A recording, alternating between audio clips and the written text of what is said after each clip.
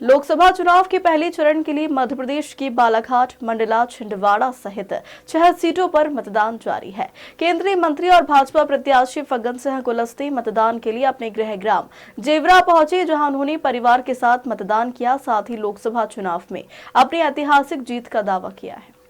लोकसभा चुनाव के पहले चरण में 21 राज्यों की 102 लोकसभा सीटों पर मतदान जारी है, जिसमें मध्य प्रदेश की बालाघाट, मंडला, छिंदवाड़ा सहित 6 लोकसभा सीट शामिल है। वहीं मंडला लोकसभा सीट के भाजपा प्रत्याशी फग्गन सिंह कुलस्ते अपनी गृह ग्राम जेवरा पहुंचे, जहां उन्होंने अपने मताधिकार का प्रयोग किया। मतदान के बाद फग्गन सिंह कुलस्ते ने मीडिया से चर्चा करते हुए वोटर्स से लोकतंत्र के महाकुंभ में अपना दायित्व निभाने की अपील की है। साथ ही लोकसभा चुनाव में अपनी ऐतिहासिक जीत का दावा भी किया। देखिए, अभी तक इस लोकसभा क्षेत्र मंडला की जनता ने समर्थन किया है। मुझे लोकसभा में 6 बार भेजा है, एक बार मैं राज्यसभा में गया और ये 8वीं बार चुनाव लड़ रहा हूँ लोकसभा में।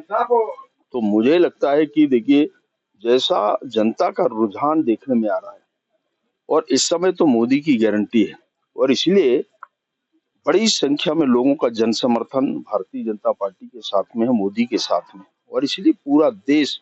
और जहां तक मंडला का सवाल है, पिछला जो रिकॉर्ड था उस रिकॉर्ड को हम पार करेंगे, ऐसा मेरे पूरा अनुमान है।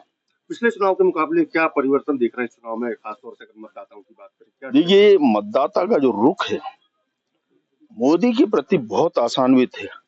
मोदी को तीसरी बार प्रधानमंत्री बनाना चाहते हैं।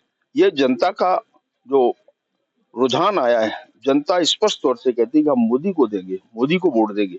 तो इस प्रकार की आवाज हर प्लेटफार्म के अंदर से जहां जहां पर हमारा जाना भी हुआ, वहां भी मैंने कहा कि भाई मोदी आज की आवश्यकता होगी।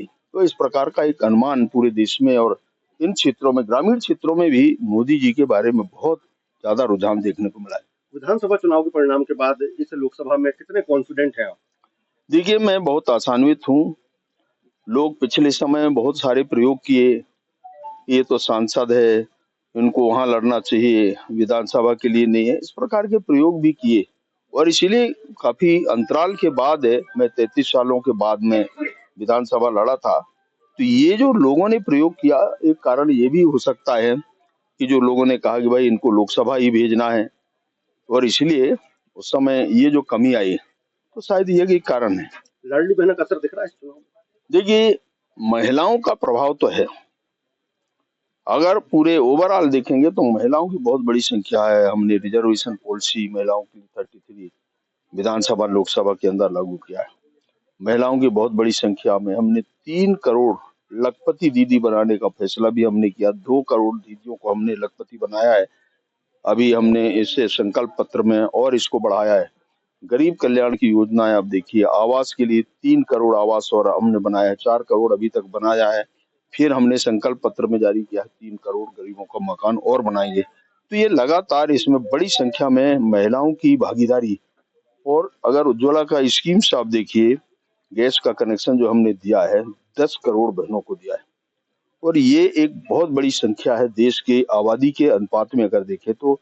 ऐसे महिलाओं की योजना भारतीय जनता पार्टी और मोदी जी ने प्रत्यक्ष तौर से उनको पहुंचाने का प्रयास किया है। 10 करोड़ समूह इस पूरे एसएचजी के अंदर आप देखेंगे तो 10 करोड़ बहनाएं इन समूहों से जुड़े, वो भी इन कुछ समय से। पहले 234 संख्या होती, 2 करोड़ 34 लाख थी, आज 10 करोड़ संख्या है महिलाओं की। इन 10 वर्षों के अंदर ये जो क्रांतिकारी परिवर्तन हुआ है महिलाओं। मंडला से सलीम खान की रिपोर्ट।